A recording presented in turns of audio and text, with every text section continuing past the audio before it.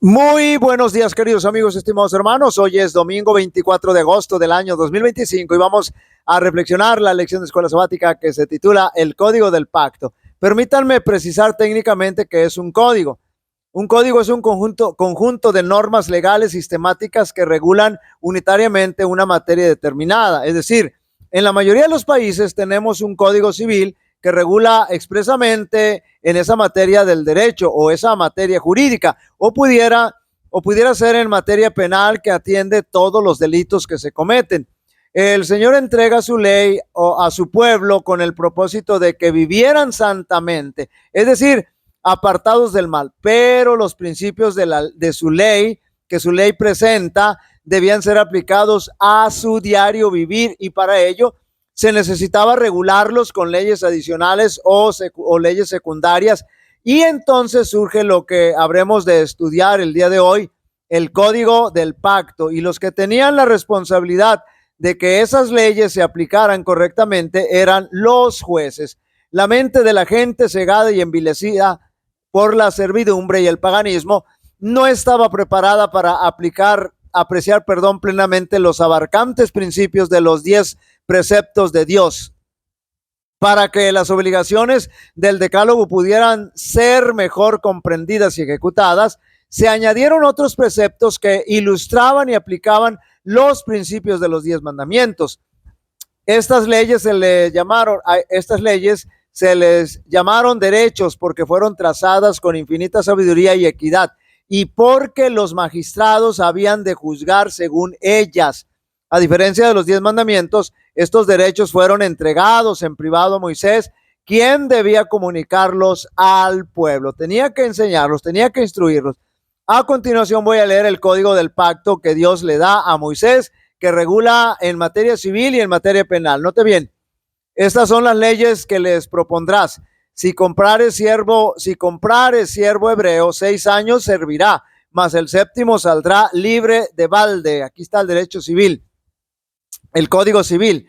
Si entró solo saldrá. Si tenía mujer, saldrá a él y su mujer con él. Si su amo le hubiere dado mujer y ella le diere hijos o hijas, la mujer y sus hijos serán de su amo y él saldrá solo. Y si el siervo dijere, yo amo a mi señor y a mi mujer y a mis hijos, no saldré libre, entonces su amo lo llevará ante los jueces. Note bien el proceso, y le hará a estar junto a la puerta o al poste y su amo le horadará, le hará un huequito en la oreja con lesna y será su siervo para siempre. Y cuando alguno vendiere su hija por sierva, no saldrá ella como suelen salir los siervos, sino si no agradare a su señor, por lo cual no la tomó por esposa, se le permitirá que se rescate y no la podrá, vender a pueblo extraño cuando la desechare.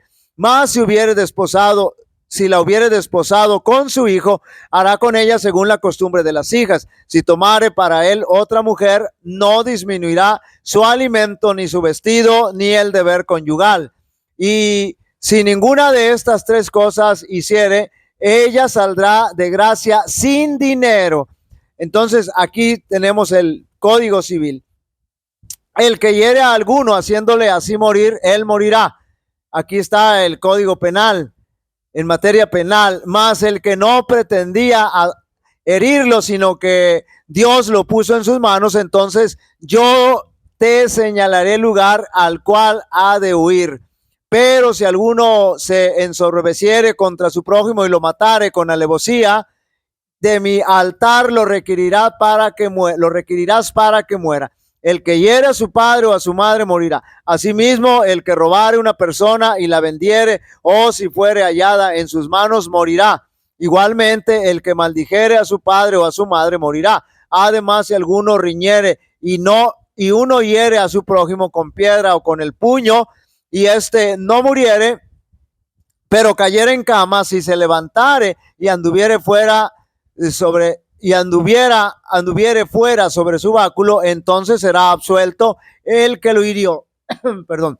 Solamente le satisfará por lo que estuvo sin trabajar y hará que lo curen. Y si alguno hiriere a su siervo o a su sierva con palo y muriere, bajo su mano será castigado, mas si sobreviviere por un día o dos, no será castigado porque es de su propiedad. Si alguno riñere e hiriere a una mujer embarazada y ésta abortare, pero sin haber muerte, serán penados conforme a lo que les impusiere el marido de la mujer y juzgaren los jueces. Mas si hubiere muerte, entonces pagarás vida por vida, ojo por ojo, diente por diente, mano por mano, pie por pie, quemadura por quemadura, herida por herida, golpe por golpe.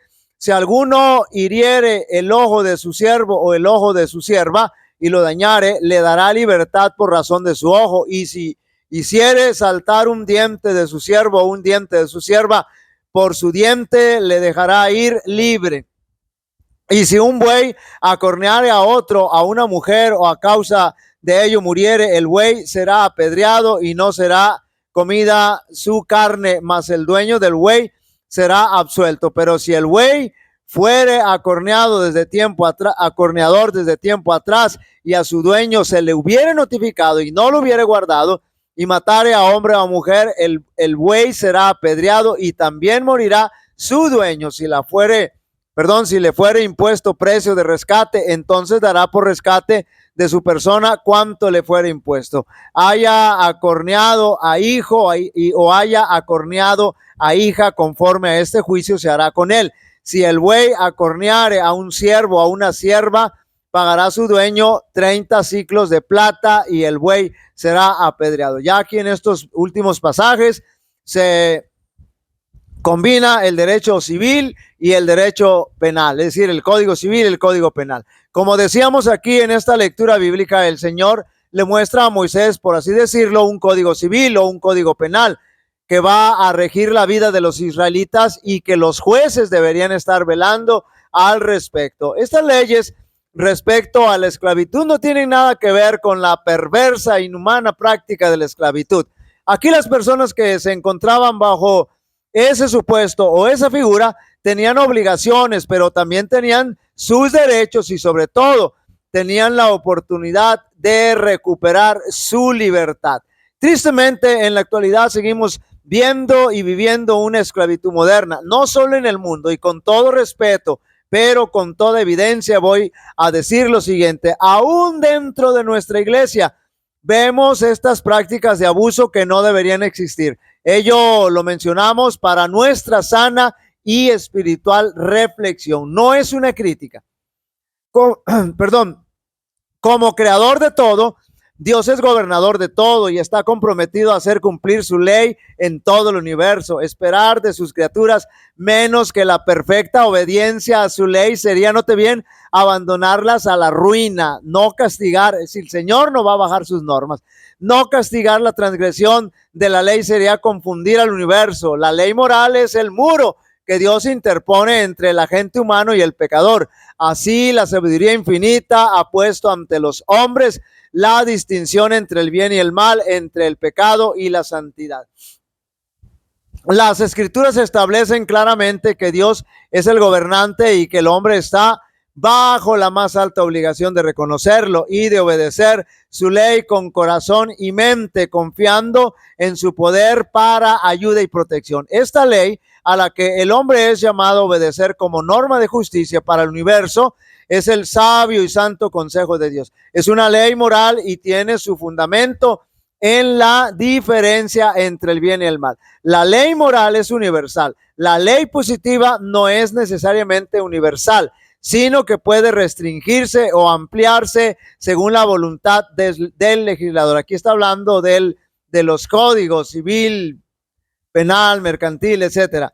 La ley moral debe ser inmutable, mientras que la ley positiva puede ser modificada o abolida a elección del legislador. El decálogo, el código moral de Dios, consta de 10 preceptos grabados en piedra por el dedo de Dios. Estos preceptos encierran todo el deber del hombre. Los 4 primeros definen el deber del hombre para con su Dios, los 6 restantes últimos el deber del hombre para con sus semejantes. Estos 2 grandes principios fueron reconocidos por el Salvador, pues declaró que toda la ley dependía del amor a Dios y del amor al hombre. Se pueden encontrar otros mandamientos en las Escrituras, pero solo como una ampliación del contenido de los 10 preceptos del Decálogo. La ley de Dios que se encuentra en el santuario celestial es el gran original del que los preceptos grabados en las tablas de piedra y consignados por Moisés